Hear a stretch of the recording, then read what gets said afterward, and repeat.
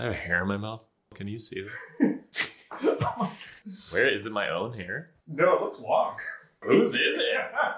All right, sit down. Oh. Just gonna change my shirt. My dream is that you'll just pop. Hey! How did you do that? It's really next level. I also have another surprise. After the great tea debacle from April, what do you call a tea bag? I wore my tea socks. Oh! No, not too far. Yeah, we'll look. They were purchased for me by Emmett Smith, who runs our newsletter, to go with our Harney & Sons Tea Box of Wonder, sponsored by Harney & Sons Master Tea Blenders. Yes. 20 sachets per pack, also known as tea bags in America and in England. Harney & Sons. An American company. Are they an American company? They are an American company. No, they're not. Yes, they are. Where are they from? Oh, they're from Millerton, New York, right off of Route 22. It looks very British. They're our main sponsor, Harney & Sons Tea. Here they are. Harney & Sons. Woo! We make tea. That's really good. For you and me. Yeah.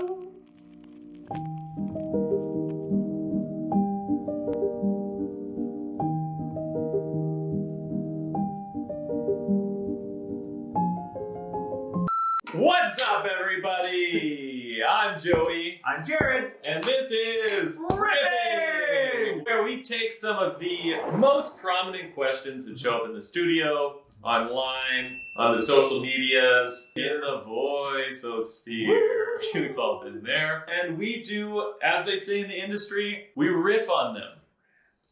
It's your turn. It's my turn to choose from the Tea Box of Wonder, brought to you by Harney & Sons of Millerton, New York, right off of Route 22. And let's see what we get. How do I help students practice better? A very good question. I love this. I think this is a great question because it's actually come up with a lot of students where they've gotten degrees in voice or musical theater, and then they are 25, 26, 30, and they're like, I still don't really know how to practice. I just listen to my recording and sing it a bunch of times, which is a good way to practice. But it doesn't make you feel like you're taking a lot of ownership or like you have a lot of autonomy over it.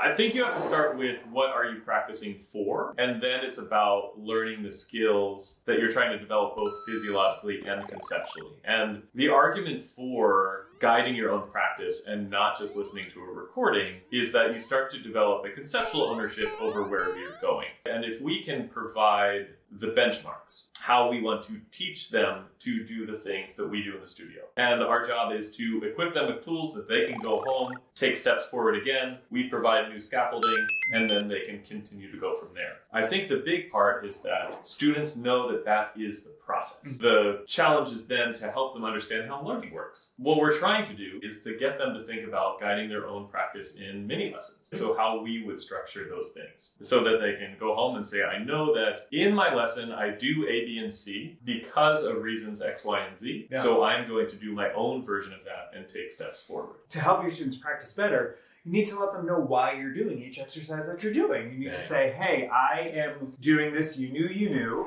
in chest voice to help you balance your speech mix, to help you balance mode 1 sounds with a smaller space in your mouth.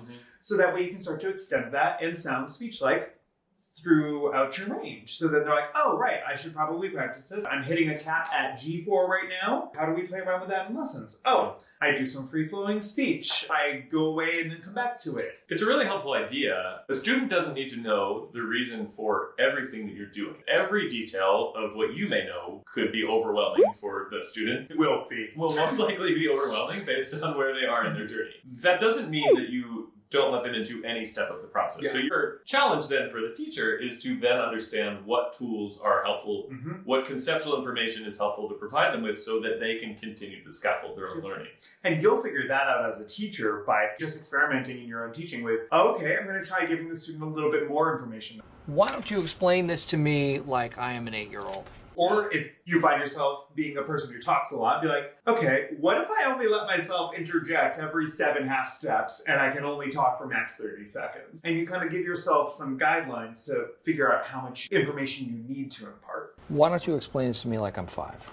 If the question is, how do I help my students practice better, which is also understanding very clearly what is the concept that you were trying to teach, it really brings up the challenges in one-to-one teaching in general, that you are the person who is helpful for guiding this person almost solely. Because you think about classroom teaching, students learn so much from their classmates. And they learn from others, and they're able to work in groups and do those things. In this setting, it can be quite individual, which is both a benefit where you get to really understand the student, but also a real challenge in understanding how to scaffold that for them independently. Exactly. Well, and that's why sometimes you'll hear people say that, oh my gosh, in the lesson I can make these great sounds and then I can't at home, which just means that there's a little bit of a disconnect between them understanding why you did something and how you did something, so that way they can do that on their own. There's actually an assignment that I have done with people before, or not an assignment, just a fun exercise, where they take their recordings and they write down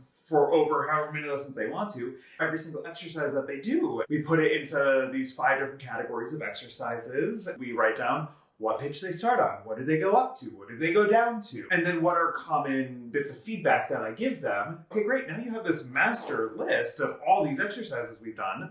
Choose 1 or 2 from column A, 1 from column B, 2 from column C, and then you've crafted for yourself a little bit of a warm-up, but you understand why you're doing what you're doing. You've got so many different ways to go about those tasks. How do I help them practice better is having a firm understanding of the concept that you are trying to teach, or the concepts that you are trying to instill for them at this part of their journey based on the goals that they have as a learner. And that could be what they feel or what they hear a professional or somebody else do. Understand what information is going to be most helpful for them right now, and then give them tools to put that into their own practice and develop their own systems of practice, which depends on both knowing what practice in that setting looks like and then what goals they're working towards, which takes quite a bit of understanding of the concepts that you are trying to distill. Going back, as we say, just listening to a recording, but I think that that's a great place for people to start. Absolutely. As long as they know what they're listening for. So telling people that, oh, you don't just have to like go through it and just sing along with yourself.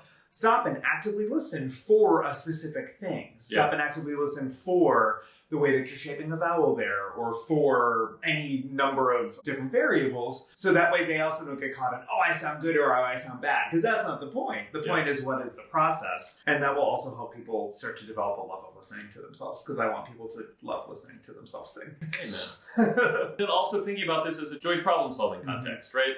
And that is going to be the other most helpful guide to guiding someone's learning and practice, is that they know that this setting is us problem solving together. It's not me, expert in room, imparting wisdom to you. It is a process of us doing critical problem solving as a team in that setting, and we are working towards moving you towards your personal goals as a human, as a singer, as a learner. If they're embedded in that experience and that's how they're walking into the space, then they're going to know that they're doing the same thing in their own practice.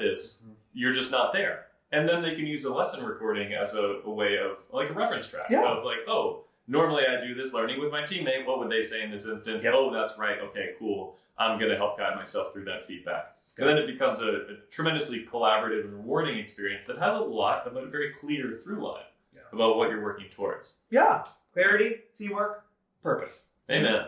Cheers. Cheers. This is coffee, and Jared has kombucha. Kombucha. So cheers to you and this. All right. Happy singing. Cue the outro. Riffing go. By Harvey and Sons, the best tea in Route 22. Oh, I was going to say the world. Off of Route 22 and the world. It's called a tea bag here and the UK. Yeah.